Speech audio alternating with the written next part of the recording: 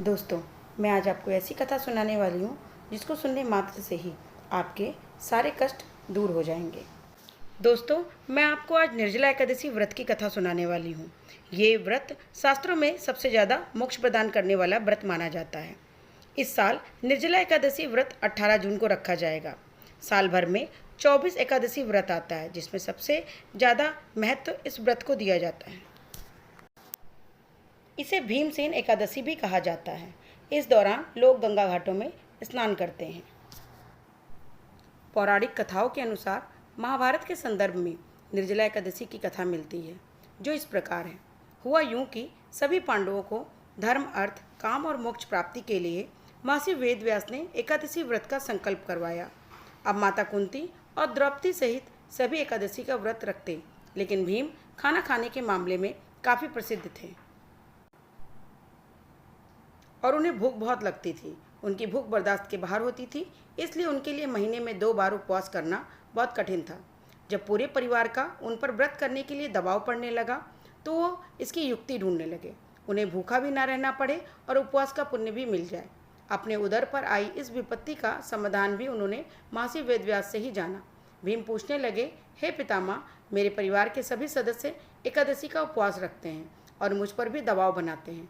मैं धर्म, कर्म, पूजा पाठ, दान आदि कर सकता हूँ, लेकिन उपवास रखना मेरे सामर्थ्य की बात नहीं है। मेरे पेट के अंदर वृक नामक जठराग्नि है, जिसे शांत करने के लिए मुझे अत्यधिक भोजन की आवश्यकता होती है। तो क्या अपनी इस भूख के कारण मैं एकादशी जैसे पुण्य व्रत से वंचित रह जाऊंगा? पितामह ने भीम की उस समस्या का निदान करते और उनका मनोबल बढ़ाते हुए कहा, नहीं कुंती नंदन, धर्म की यही तो विशेषता है कि वह सबको धारण ही नहीं करता, सबके योग्य साधन, व्रत नियमों की बड़ी सहज और लचीली व्यवस्था भी उपलब्ध करवाता है। अतः आप ज्येष्ठ मास की शुक्ल पक्ष की निर्जला नाम की एक ही एकादशी का व्रत करो और तुम्हें वर्ष की समस्त एकादशियों का फल प्राप्त होगा। निसंदेह तुम इस लोक में सुख, यश, प्राप्त कर मोक्ष प्राप्त करोगे। उन्होंने कहा कि इस उपवास के पुण्य के बारे में स्वयं भगवान श्री कृष्ण ने मुझे बताया है। तुम ज्येष्ठ मास के शुक्ल पक्ष की एकादशी का उपवास करो और भगवान श्री हरि की पूजा करना। इस प्रकार तुम्हें केवल एक दिन के उपवास से ही साल भर के उपवासों जितना पुण्य मिलेगा। इतने आश्वासन पर तो वक्रोधर भीमसेन ने भी इस व्रत को विधिपूर्वक किया। इसलिए वर्ष भर की एकादशियों का पुण्य लाभ देने वाली इस श्रेष्ठ निर्जला एकादशी को लोक में पांडव एकादशी या भीमसेनी एकादशी भी कहते हैं।